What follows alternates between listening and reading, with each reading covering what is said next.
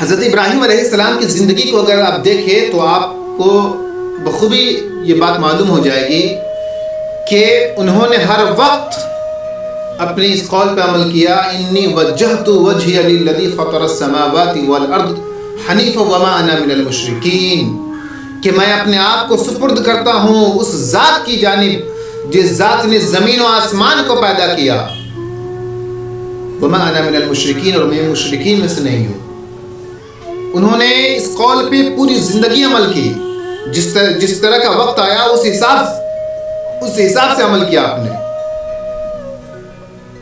جب جان کی باری آئی جان اللہ کی راہ میں قربان کر دیا، جب اولاد کی باری آئی تو اللہ کی راہ میں اولاد کو بھی قربان کرنے چلے گئے، جب مال و دولت کی باری آئی تو اللہ کی راہ میں اس کو بھی قربان کرنے چلے گئے۔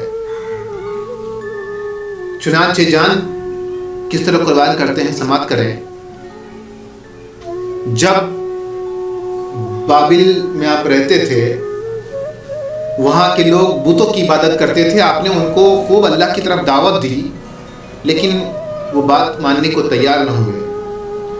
ایک دن جب بابل والے میلے میں گئے ہوئے تھے تو حضرت ابراہیم علیہ السلام ہاتھ میں کلہاڑی اٹھاتے ہیں اور کلہاڑی لے کر کے بت خانے میں چلے جاتے ہیں۔ وہاں پہ جتنے بھی بت پڑے ہوئے تھے سب کو توڑ ڈالتے ہیں، صرف ایک کو چھوڑ دیتے ہیں جو ان میں سب سے بڑا رہتا ہے، اور کلہاڑی کو اسی کے اوپر رکھ دیتے ہیں۔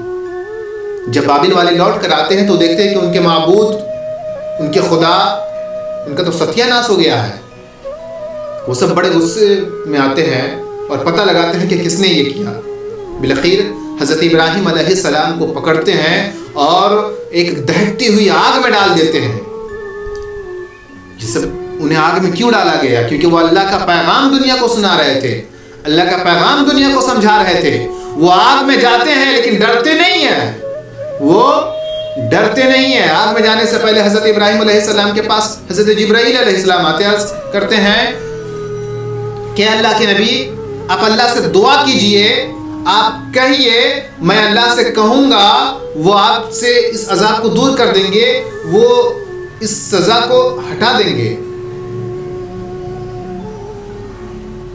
حضرت ابراہیم علیہ السلام جواب دیتے ہیں کہ جانتا ہے وہ رب جلیل آگ میں جا رہا ہے اس کا خلیل، جبرائیل مجھے تجھ سے مطلب نہیں ہے، میں نے جس کے لیے کیا وہ دیکھ رہا ہے کہ اس کا خلیل کہاں جا رہا ہے، وہ بہتر جانتا ہے، وہ بہتر تدبیر کرنے والا ہے۔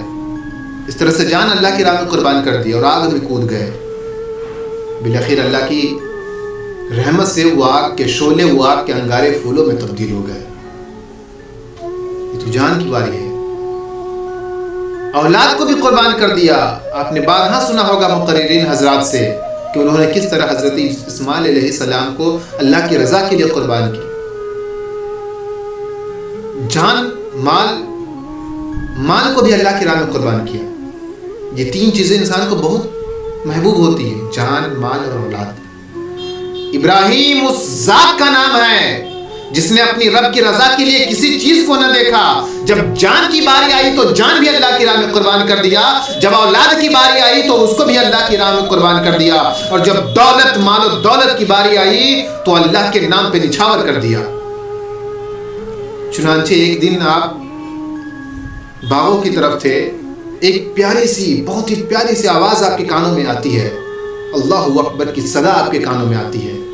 آپ اس آواز کا پیچھا کرتے کرتے پہنچے، دیکھا کہ بڑا ہی خوبصورت بندہ ہے، وہ اللہ کے نام کو بڑے اچھے انداز میں لے رہا ہے۔ اس سے جا کر کے کہا کہ بندے خدا، جو نام تم ابھی لے رہے تھے، جس رب کو تم ابھی پکار رہے تھے، ایک بار اور پکار دو۔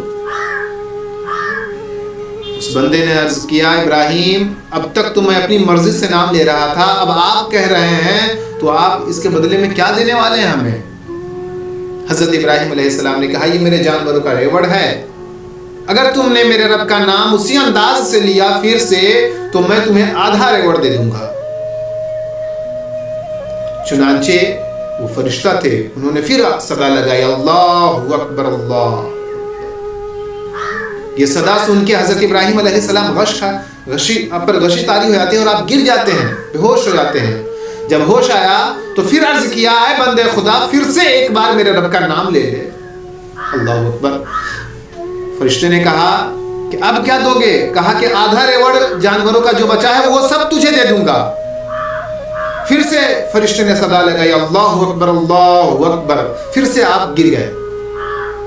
جب پھر اٹھے تو اب عرض کیا اے بندے خدا ایک بار اور میرے رب کا نام لے لے، ایک بار اور میرے محبوب کا نام لے لے۔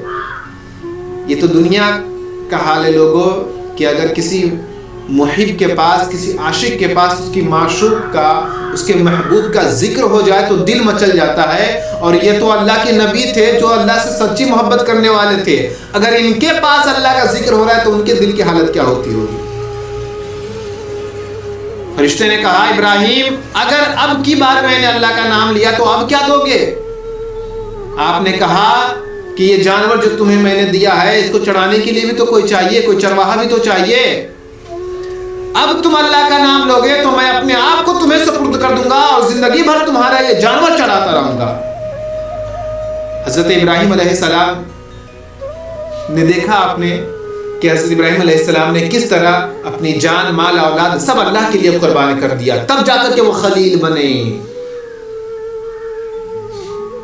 لیکن ہم ان کے نام لیوا، ہم ان کے نعرے لگانے والے، کاش ابراہیم کے اعمال کی طرح کہ ذروں میں سے ایک ذرہ ہم ادا کر دیتے تو پھر ان کے نام لینے کا حق ادا ہو جاتا، ان کی طرف اپنی نسبت کرنے کا حق ادا ہو جاتا۔